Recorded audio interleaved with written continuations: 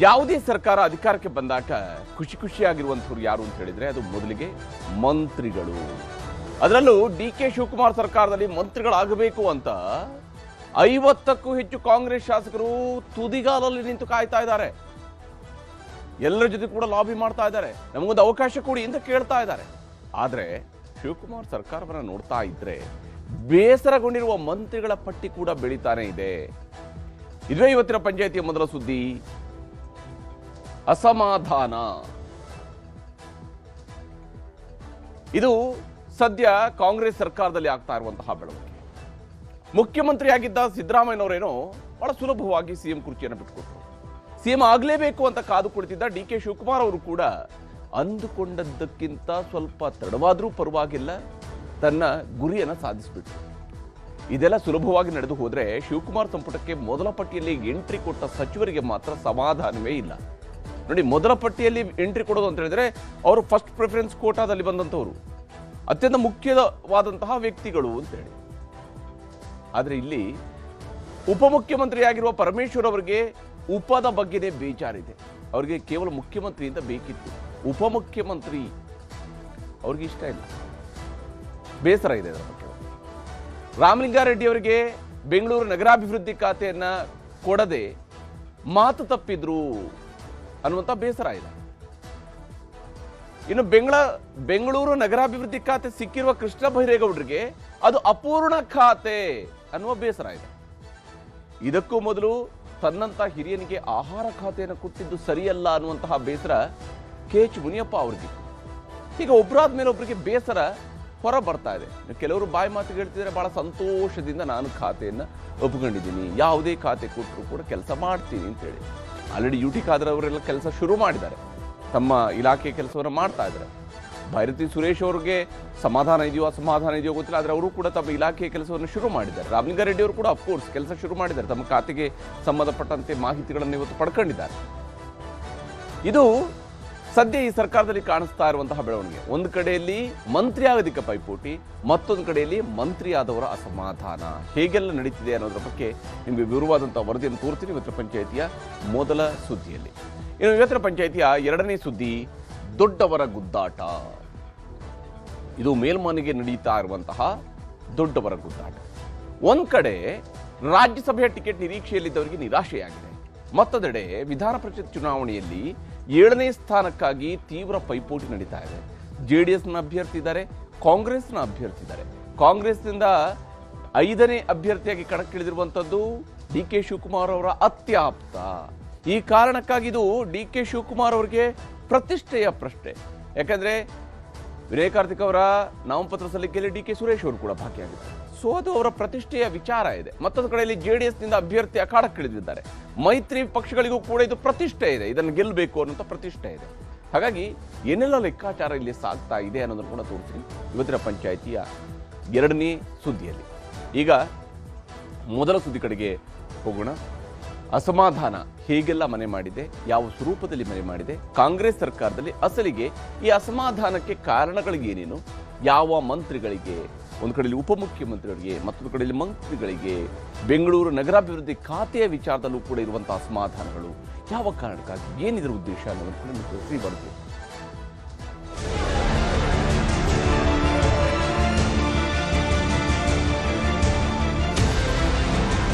2013 ನಾನು ಎಲೆಕ್ಷನ್ ಸೋತೆ. ಬಹುಶಃ ನಾನು ಗೆದ್ದಿದ್ದಿದ್ರೆ ಮಾನ್ಯ ಸಿದ್ದರಾಮಯ್ಯನವರು ಮುಖ್ಯಮಂತ್ರಿ ಆಗ್ತಿರ್ಲಿಲ್ಲ. ಏನು ಕೇಳಲ್ಲ ಸರ್. ಬೆಂಗಳೂರು ಉಸ್ತುವಾರಿ ಸಿಗುತ್ತೆ ಸರ್? ಬೇಡಪ್ಪ, ಕೊಟ್ಟರು ಬೇಡ ನನಗೆ. ಅವ್ರು ಏನೋ ಟ್ವಿಸ್ಟ್ ಕೊಟ್ರೆ ನಾನು ಏನ್ ಮಾಡಕ್ಕಾಗಲ್ಲ. ಸಮರ್ಥವಾಗಿ ನಿಭಾಯಿಸುವಂತ ಶಕ್ತಿಯನ್ನ ಆ ದೇವರು ಕೊಡ್ತಾನೆ ಅಂತ ಅನ್ಕೊಂಡಿದ್ದೀನಿ. ಡಿಕೆ ಶಿವಕುಮಾರ್ ಮುಖ್ಯಮಂತ್ರಿ ಆಗೋದಕ್ಕೂ ಮುನ್ನ ನಂತರವೂ ಮಂತ್ರಿಗಳ ಅಸಮಾಧಾನ ಗಿದ್ದೇ ಗಿತ್ತು. ಡಿಕೆ ಸಂಪುಟಕ್ಕೆ 13 ಹೊಸ ಸಚಿವರ ಸೇರ್ಪಡೆ ಆದಾಗಲೂ ಅದು ಉತ್ತುಂಗಕ್ಕೇರಿತ್ತು. ಮೊದಲ ಲಿಸ್ಟಿನಲ್ಲೇ ತಮ್ಮ ಹೆಸರಿಲ್ಲ ಅಂತ ಬಹಿರಂಗವಾಗಿ ಅನೇಕ ಮಂದಿ ಅಸಮಾಧಾನ ಹೊರಹಾಕಿದ್ರು. ಖಾತೆಗಳ ಹಂಚಿಕೆಯ ಬಳಿಕವಂತೂ ಮಂತ್ರಿಗಳ ಮುನಿಸು ಮುಗಿಲು ಮುಟ್ಟಿತ್ತು. ಸಿದ್ದು ಸಂಪುಟದಲ್ಲಿ ಆಹಾರ ಸಚಿವರಾಗಿದ್ದ ಕೆಎಚ್ ಮುನಿಯಪ್ಪ ಅವರಿಗೆ ಡಿಕೆ ಸಂಪುಟದಲ್ಲೂ ಆಹಾರ ಖಾತೆಯನ್ನೇ ನೀಡಿದ್ದಕ್ಕೆ ಸಿಟ್ಟಾಗಿದ್ರು. ರಾಹುಲ್ ಗಾಂಧಿ ಸಂಧಾನದ ಬಳಿಕ ಮುನಿಯಪ್ಪ ಸುಮ್ಮನಾದ್ರು.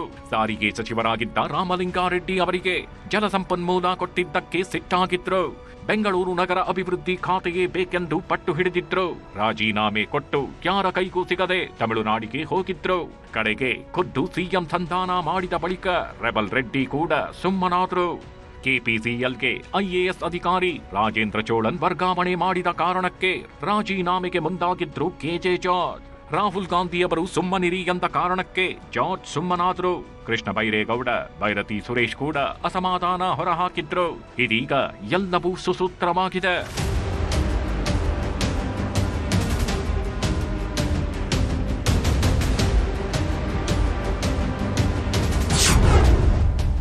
ಸಿಎಂ ಡಿಕೆ ಶಿವಕುಮಾರ್ಗೆ ನಿಲ್ಲದ ಸಚಿವರ ತಾಪತ್ರಯ. ನಾನೇ ಸಿಎಂ ಆಗ್ಬೇಕಿತ್ತು, 3ನೇ ಬಾರಿ ಮಿಸ್ ಆಯ್ತು ಎಂದ ಪರಂ. ತುಮಕೂರಲ್ಲಿದ್ದ ಉಪಮುಖ್ಯಮಂತ್ರಿ ಹಾಗೂ ಕಂದಾಯ ಸಚಿವ ಡಾಕ್ಟರ್ ಪರಮೇಶ್ವರ್ ತಮ್ಮ ಶಿಕ್ಷಣ ಸಂಸ್ಥೆ ಸಿದ್ಧಾರ್ಥ್ ಕಾಲೇಜಿನ ಸಿಬ್ಬಂದಿ ಜೊತೆ ಮಾತನಾಡುವಾಗ ತಮ್ಮ ರಾಜಕೀಯ ಗೀಳು ಬೀಳುಗಳ ಬಗ್ಗೆ ಹಂಚಿಕೊಂಡ್ರು. ಇಷ್ಟು ದಿನಗಳ ರಾಜಕೀಯ ಜೀವನದಲ್ಲಿ ಪಕ್ಷ ನನಗೆ ಎಲ್ಲವನ್ನೂ ಕೊಟ್ಟಿದೆ ಎಂದ್ರು. ಹೆಚ್ಚು ಕಡಿಮೆ 40 ವರ್ಷ ಆಗ್ತಾ ಬಂತು. 2 ವರ್ಷ ಆದರೆ 40 ವರ್ಷ ಆಗುತ್ತೆ. 40 ವರ್ಷದಲ್ಲಿ ಇಷ್ಟೋ ಸರ್ವಿಸ್ ಮಾಡಿದ್ದೀನಿ. ಇಲ್ಲಾಂದರೆ ಯಾರು ಗುರುತಿಸೋಲ್ಲ, ಪಕ್ಷ ಗುರುತಿಸಲ್ಲ. ನನಗೆ ಎಲ್ಲ ಹುದ್ದೆನೂ ಕೊಟ್ಟಿದ್ದಾರೆ. ಅಧ್ಯಕ್ಷ ಸ್ಥಾನದಿಂದ ಹಿಡಿದು ನನಗೆ ನಮ್ಮ ಪಕ್ಷದಲ್ಲಿ ವರ್ಕಿಂಗ್ ಕಮಿಟಿ ಅಂದರೆ ಭಾಳ ಮುಖ್ಯವಾದದ್ದು. ಡೆಲ್ಲಿನಲ್ಲಿ AICC ವರ್ಕಿಂಗ್ ಕಮಿಟಿ ಅಂದರೆ ನಮ್ಮ ಪಕ್ಷದಲ್ಲಿ ಹಾಕುವ ಎಲ್ಲರ ತೀರ್ಮಾನಗಳು, ನಿರ್ಣಯಗಳು ಅಲ್ಲೇ ಆಗಿದೆ. ಅದರ ಸದಸ್ಯರು ಕೂಡ ಮಾಡಿದ್ರು ನಾನು. ಹಾಗೆ ಮಾತು ಮುಂದುವರೆಸಿದ ಪರಮೇಶ್ವರ್ 3 ಬಾರಿ ಸಿಎಂ ಸ್ಥಾನ ಕೈತಪ್ತು ಅಂತ ಭಾವುಕರಾಗಿದ್ರು. 2013ರಲ್ಲಿ ಗೆದ್ದಿದ್ರೆ ಆಗಲೇ ಸಿಎಂ ಆಗಿರ್ತಿದ್ದೆ ಎಂದು ಪರಂ ಬೇಸರ ಹೊರಹಾಕಿದ್ರು. 2013ರಲ್ಲಿ ಸಿದ್ದರಾಮಯ್ಯ, 2018ರಲ್ಲಿ ಕುಮಾರಸ್ವಾಮಿಗೆ ಅವಕಾಶ ಸಿಕ್ತು. ಆದರೆ ಆಯಾ ಕಾಲದ ರಾಜಕೀಯಗಳಿಂದಾಗಿ ತಾವು ಸಿಎಂ ಆಗಲಿಲ್ಲ ಎಂದು ಅಸಮಾಧಾನವನ್ನ ಹೊರಹಾಕಿದ್ರು. ಒಂದು ಹಂತದಲ್ಲಿ ಪಕ್ಷವನ್ನೇ ತೊರೆಯುವ ನಿರ್ಧಾರ ಮಾಡಿದ್ದರ ಸುಳಿವು ನೀಡಿದ್ದರು ಪರಮೇಶ್ವರ್. 2018ರಲ್ಲಿ ಉಪಮುಖ್ಯಮಂತ್ರಿ ಆಗಬೇಕು ಅಂತ ತೀರ್ಮಾನ ಮಾಡಿದ್ರು. ಅದು ಆ ಸಂದರ್ಭದಲ್ಲಿ ಕೂಡ 2013ರಲ್ಲಿ ನಾನು ಎಲೆಕ್ಷನ್ಸ್ ಹೋದೆ. ಬಹುಶಃ ನಾನು ಗೆದ್ದಿದ್ದಿದ್ರೆ ಮಾನ್ಯ ಸಿದ್ದರಾಮಯ್ಯನವರು ಮುಖ್ಯಮಂತ್ರಿ ಆಗ್ತಿರ್ಲಿಲ್ಲ. ಆದರೆ ನಮ್ಮ ಅದೃಷ್ಟನೋ ಹಣೆಬರನೋ ಏನೋ ಅಂತ ಗೊತ್ತಿಲ್ಲ. ಆಗ ನಾನು ಸೋತದ್ದು ಕಾರಣಕ್ಕಾಗಿ ಅವರಾದರು. 2018ರಲ್ಲಿ ಕೂಡ ನಮ್ಮ ಪಕ್ಷ 80 ಸೀಟ್ ಗೆದ್ದಿತ್ತು. ಕೋಲಿಷನ್ ಮಾಡಿದಾಗ ಬೇರೆ ಪಕ್ಷದ ಜೊತೆ ನಾವು ಸೇರ್ಕೊಂಡು ಅವ್ರು ಬರೀ 30 ಸೀಟ್ ಏನೋ ಇತ್ತು. ಆದರೂ ಕಾರಣಾಂತರದಿಂದ ಅವಾಗ ಕುಮಾರಸ್ವಾಮಿ ಅವರಿಗೆ ಮುಖ್ಯಮಂತ್ರಿ ಮಾಡಿದ್ರು. ಅವತ್ತು ನನ್ನನ್ನು ಮಾಡ್ಬೋದು, ಆದರೆ ಯಾವುದೋ ಕಾರಣಕ್ಕಾಗಿ ಅವ್ರು ಮಾಡಿದ್ರು. 2ನೇ ಸರಿನೂ ಮಿಸ್ ಆಯಿತು. ಅದು ಈ ಬಾರಿ ಪ್ರಯತ್ನ ಮಾಡಿದೆ. ಈ ಬಾರಿನೂ ಆಗುತ್ತೆ ಅಂತ ವಿಶ್ವಾಸ ಇತ್ತು. ಕಡೆಗೆ ಯಾವುದೋ ಕಾರಣಕ್ಕೆ ಪೊಲಿಟಿಕ್ಸ್ ಗೊತ್ತಲ್ಲ, ಪೊಲಿಟಿಕ್ಸು ಬೇರೆ ಥರ ಅಲ್ಲ, ಅದು ತೀರ್ಮಾನಗಳು ಹೇಗೋ. ಸೊ ಹಾಗಾಗಿ ಉಪಮುಖ್ಯಮಂತ್ರಿ ಸ್ಥಾನವನ್ನು ಕೊಟ್ಟಿದ್ದಾರೆ. ಒಂದು ಹಂತದಲ್ಲಿ ನನ್ನ ಹೈಕಮಾಂಡ್ ಅವ್ರಿಗೆ ಹೇಳಿದೆ, ನನಗೆ ಸಾಕು ಮಾಡಿಬಿಡಿ, ಕೊಡೋಕ್ಕಾಗೋದಿಲ್ಲ ಅಂತ ಹೇಳಿದ್ರೆ ನನಗೆ ಬಹಳ ದೊಡ್ಡ ಕೆಲಸ ಇದ್ದಾವೆ, ನಾನು ವಾಪಸ್ ಹೋಗ್ತೀನಿ ಅಂತೇಳಿ ಕೂಡ ಅವ್ರಿಗೆ ಹೇಳಿದೆ. ಮತ್ತೋರ್ವ ಸಚಿವ ರಾಮಲಿಂಗಾರೆಡ್ಡಿ ಸಿಎಂ ಡಿಕೆ ಶಿವಕುಮಾರ್ ಸಂಧಾನದ ಬಳಿಕ ಜಲಸಂಪನ್ಮೂಲ ಖಾತೆ ಒಪ್ಪಿಕೊಂಡಿದ್ದಾರೆ. ಒಲ್ಲದ ಮನಸ್ಸಿನಿಂದಲೇ ಜಲಸಂಪನ್ಮೂಲ ಇಲಾಖೆ ಅಧಿಕಾರಿಗಳ ಸಭೆ ಮಾಡಿದ್ರು. ಇಲಾಖೆ ವಹಿಸಿಕೊಂಡ ಬಳಿಕ ಮೊದಲ ಸಭೆ ಮಾಡಿ ಇಲಾಖೆ ಬಗ್ಗೆ ಮಾಹಿತಿ ಸಂಗ್ರಹಿಸಿದ್ರು. 4 ನೀರಾವರಿ ನಿಗಮಗಳ ಅಧಿಕಾರಿಗಳೊಂದಿಗೆ ಚರ್ಚಿಸಿ ಮೇಕೆದಾಟು, ಭದ್ರಾ ಮೇಲ್ದಂಡೆ ಯೋಜನೆಯ ಪ್ರಗತಿಗಳನ್ನ ಪರಿಶೀಲಿಸಿದ್ರು. ರಾಜ್ಯದ ನೀರಾವರಿ ಯೋಜನೆಗಳ ಜಾರಿ ಸಂಬಂಧ ಮುಂದಿನ ವಾರ ದೆಹಲಿಗೆ ಹೋಗಿ ಕೇಂದ್ರ ಜಲಶಕ್ತಿ ಸಚಿವರ ಭೇಟಿಯಾಗ್ತೇನೆ ಎಂದ್ರು. ಹಾಗೆ ಜಲಸಂಪನ್ಮೂಲ ಖಾತೆಯಲ್ಲದೆ ಉಳಿಯುತ್ತೇನೆ, ಬೇರೆ ಯಾವ ಖಾತೆಯನ್ನು ಕೇಳಲ್ಲ ಅಂತ ಕಡ್ಡಿ ತುಂಡಾದಂತೆ ಹೇಳಿಬಿಟ್ರು. ಈಗ ಇದ್ರ ಜೊತೆ ಇನ್ನೊಂದು ಖಾತೆ ಏನಾದರೂ ಕೇಳ್ತಾ ಬೇಡ, ಏನು ಕೇಳಲ್ಲ. ಸರ್ ಬೆಂಗಳೂರು ಉಸ್ತುವಾರಿ ಸಿಗುತ್ತೆ ಸರ್ ಬೇಡಪ್ಪ, ಕೊಟ್ಟರು ಬೇಡ ನನಗೆ. ಅಲ್ಲ ಸರ್ ನೀವು ರಾಜೀನಾಮೆ ಕೊಡೋ ಉದ್ದೇಶ ಏನು ಸರ್? ಅದೆಲ್ಲ ಹಳೇದಾಗೋಯ್ತು, ನಿಮ್ಗೆಲ್ಲ ಗೊತ್ತು. ಸುಮ್ಮನೆ ಯಾಕೆ ತಿಕ್ಕಿ ಮಾತಾಡ್ತಾರೆ. ಇನ್ನು ರಾಮಲಿಂಗಾರೆಡ್ಡಿ ಅವರು ಮುನಿಸಿಕೊಂಡಿಲ್ಲ, ಎಲ್ಲರ ಕೈಗೂ ಸಿಕ್ಕಿದ್ದಾರೆ ಎಂದು ಸಮರ್ಥಿಸಿಕೊಂಡರು ಗೃಹ ಸಚಿವ ಪ್ರಿಯಾಂಕ್ ಖರ್ಗೆ. ನಮ್ಮ ಕೈಗೆ ಸಿಕ್ಕಿದ್ದಾರೆ, ಮುಖ್ಯಮಂತ್ರಿಗಳ ಕೈಗೆ ಸಿಕ್ಕಿದ್ದಾರೆ, ಅವರ ದಿನಚರಿಗಳಂತ ನಡ್ಸ್ಕೊಂಡು ಹೋಗ್ತಾ ಇದ್ದಾರೆ. ರಾಮಲಿಂಗ ಅದೇ ಖಾತೆ ಮುಂದುವರಿಯುತ್ತಾರೆ, ಯಥಾಸ್ಥಿತಿ ಮುಂದುವರಿಯುತ್ತಾರೆ. ವರಿಷ್ಠರು ತೀರ್ಮಾನ ಮಾಡಿದ್ದಾರೆ, ಅವರು ಸ್ಟೇಟ್ಮೆಂಟ್ ಕೊಟ್ಟಿದ್ದಾರೆ, ಮುಖ್ಯಮಂತ್ರಿಗಳು ಸ್ಟೇಟ್ಮೆಂಟ್ ಕೊಟ್ಟಿದ್ದಾರೆ. ಮತ್ತೆ ಅವರಿಬ್ಬರು ಸ್ಟೇಟ್ಮೆಂಟ್ ಕೊಟ್ಟ ಮೇಲೆ ನಾವೆಲ್ಲ ಮಾತಾಡೋದು ಅಪ್ರಸ್ತುತ ಅಲ್ವಾ? ಯಾರು ಸಂಬಂಧಪಟ್ಟವ್ರು ಮಾತಾಡಿದ ಮೇಲೆ it does not matter what I have to ಸೇ.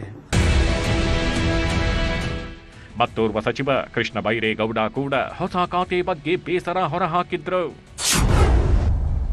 ಬೆಂಗಳೂರು ನಗರ ಅಭಿವೃದ್ಧಿ ಖಾತೆಯಲ್ಲದೆ ಅರ್ಧ ಖಾತೆ ಬೇಡ, ಪೂರ್ತಿ ಖಾತೆ ಕೊಡಿ ಅನ್ನೋದು ಕೆಬಿಜಿ ಅವರ ವಾದ. ಕೊಟ್ಟಿರುವ ಖಾತೆಯಲ್ಲದೆ ಬಿಎಂಆರ್ಡಿಎ ಬಿಡಿಎ ಸೇರಿಲ್ಲ, ಕಿವು ಇಲ್ಲದೆ ಬೆಂಗಳೂರು ನಗರಾಭಿವೃದ್ಧಿ ಹೇಗೆ ಅನ್ನೋದು ಕೆಬಿಜಿ ಅವರ ಪ್ರಶ್ನೆಯಾಗಿದೆ. ಬಿಎಂಆರ್ಡಿಎ ಬಿಡಿಎ ಸೇರಿಸುವಂತೆ ಕೃಷ್ಣ ಬೈರೇಗೌಡ ಪಟ್ಟು ಹಿಡಿದಿದ್ರು. ಎಲ್ಲವನ್ನೂ ಸೇರಿಸಿಕೊಡಿ, ಇಲ್ಲ ಹಳೆ ಖಾತೆ ಕೊಡಿ ಎಂದು ಹೈಕಮಾಂಡ್ಗೆ ಮನವಿ ಮಾಡಿದ್ದಾರೆ. ಗೊಂದಲ ಬಗೆಹರಿಯುವವರೆಗೂ ಅಧಿಕಾರ ವಹಿಸಿಕೊಳ್ಳಲ್ಲ ಎಂದು ಪಟ್ಟು ಹಿಡಿದರು ಕೃಷ್ಣ ಬೈರೇಗೌಡ.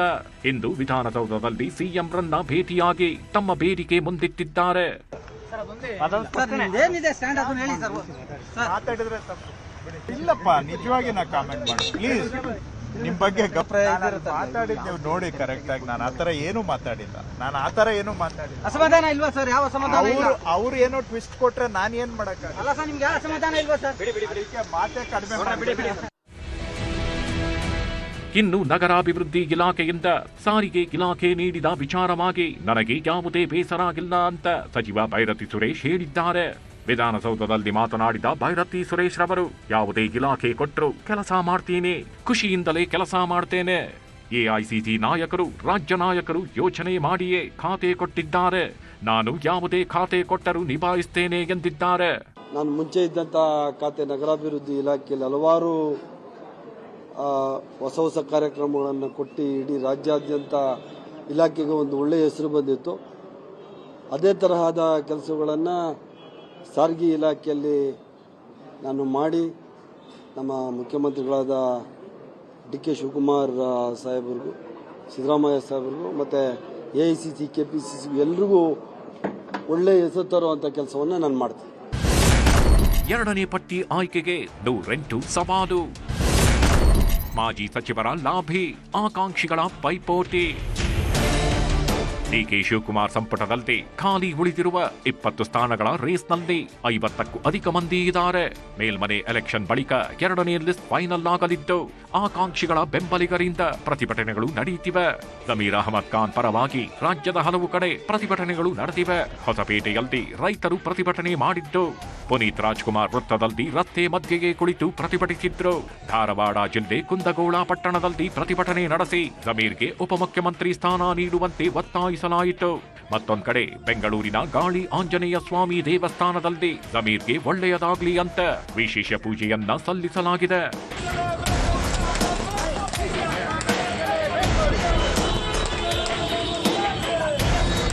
ಗದಗ ಶಾಸಕ ಜಿಎಸ್ ಪಾಟೀಲ್ ಪರ ಕಾರ್ಯಕರ್ತರ ಹೋರಾಟ ತೀವ್ರಗೊಂಡಿದೆ. 40 ವರ್ಷಗಳಿಂದ ರೋಣ ಕ್ಷೇತ್ರಕ್ಕೆ ಅನ್ಯಾಯವಾಗಿದೆ. ಜಿಎಸ್ ಪಾಟೀಲ್ ರನ್ನು ಮಂತ್ರಿ ಮಾಡಬೇಕೆಂದು ಆಗ್ರಹಿಸಿದ್ರು. ಮೊದಲ ಪಟ್ಟಿಯಲ್ಲಿ ಮಾಜಿ ಸಚಿವ ಎಚ್.ಸಿ. ಮಹದೇವಪ್ಪಗೆ ಸಚಿವ ಸ್ಥಾನ ಸಿಗದಿದ್ದಕ್ಕೆ ದಲಿತ ಸಮುದಾಯ ತಿರುಗಿ ಬಿದ್ದಿದೆ. ಮೈಸೂರಿನಲ್ಲಿ ಟಿಎಸ್ಎಸ್ ಮುಖಂಡರು ಬಂಡಾಯ ಸಾರಿದ್ದಾರೆ. ಕೊಪ್ಪಳದಲ್ಲಿ ಶಾಸಕ ರಾಘವೇಂದ್ರ ಹಿಟ್ನಾಳ್ಗೆ ಸಚಿವ ಸ್ಥಾನಕ್ಕಾಗಿ ಆಗ್ರಹಿಸಿ ಕೈ ಮುಖಂಡರು ಪ್ರತಿಭಟನೆ ನಡೆಸಿದ್ರು.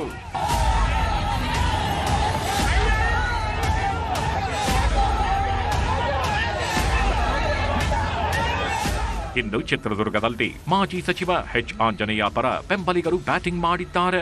ಆಂಜನೇಯ ಅವರನ್ನ ಎಂಎಲ್ಸಿ ಮಾಡಿಯಾದ್ರೂ ಮಂತ್ರಿ ಮಾಡಿ ಅನ್ನೋದು ಬೆಂಬಲಿಗರ ಒತ್ತಾಯವಾಗಿದೆ.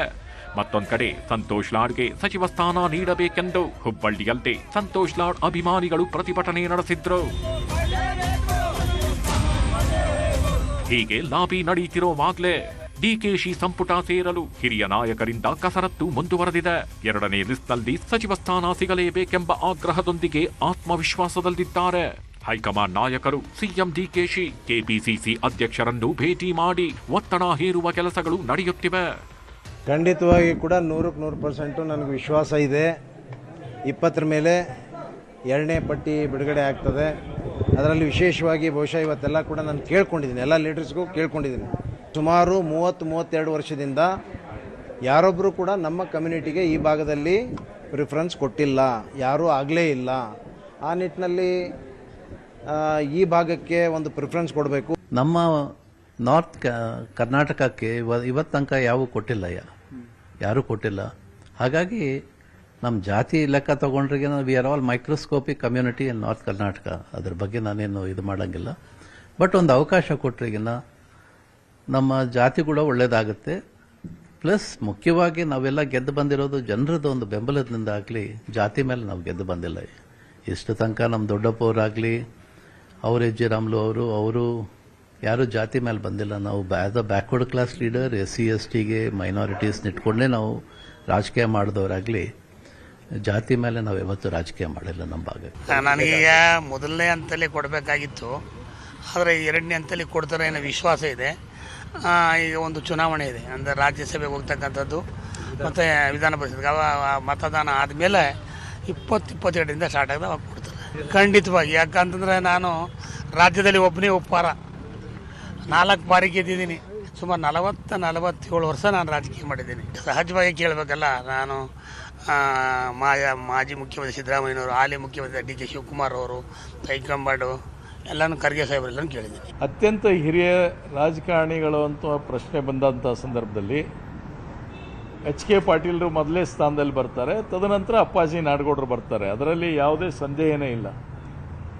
1983ರಿಂದ ಕಾಂಗ್ರೆಸ್ನಲ್ಲಿದ್ದು ಜಿಲ್ಲಾ ಪಂಚಾಯಿತಿ, ಅದೇ ರೀತಿಯಾಗಿ 1989ರಲ್ಲಿ ಪ್ರಥಮ ಬಾರಿಗೆ ಶಾಸಕರಾಗಿ, ಕಿಸಾನ್ ಸೆಲ್ಲಿನ ವೈಸ್ ಕನ್ವೀನರ್ ಆಗಿ ಇಡೀ ರಾಜ್ಯದ ಒಂದು ಪಕ್ಷದಲ್ಲಿ ಕೆಲಸ ಮಾಡಿ, ಇವೆಲ್ಲ ಕೂಡ ನನ್ನ ಹಿನ್ನೆಲೆ ಇದೆ. ಮಂತ್ರಿಗಳ ಮನಸ್ಸು ಮಂತ್ರಿಗಿರಿಗಾಗಿ ಲಾಬಿಗಳು ನಡೆಯುತ್ತಿರುವಾಗಲೇ ಹೊಸ ಸಿಎಂಗೆ ಹೊಸ ಸಂಕಷ್ಟಗಳು ಎದುರಾಗುತ್ತಲೇ ಇವೆ. ಪೂರ್ಣ ಪ್ರಮಾಣದ ಕ್ಯಾಬಿನೆಟ್ ರಚನೆಯಾದ ಮೇಲೂ ಇನ್ನಷ್ಟು ದೊಡ್ಡ ಸಂಕಷ್ಟಗಳು ಬರುವುದು ನಿಶ್ಚಿತ. ಜೂನ್ ಅಂತ್ಯದೊಳಗೆ ಪೂರ್ಣ ಪ್ರಮಾಣದ ಸಂಪುಟ ರಚನೆಯಾಗಲಿದೆ ಎಂದೇ ಹೇಳಲಾಗ್ತಿದೆ. ಹೈಕಮಾಂಡ್ನ ನಿರ್ಧಾರ ನಂತರದ ಬೆಳವಣಿಗೆಗಳು ಭಾರೀ ಕುತೂಹಲವನ್ನೇ ಮೂಡಿಸಿವೆ. Bureau report, news 18. ಹೀಗೆ ಅಸಮಾಧಾನ ಇದೆ. ಈ ಅಸಮಾಧಾನಗಳಿಗೆ ಶಿವಕುಮಾರ್ ಅವರು ಹೀಗೆಲ್ಲ ಮದ್ದರಿತಾರೆ ಅಂತ ನೋಡಬೇಕು.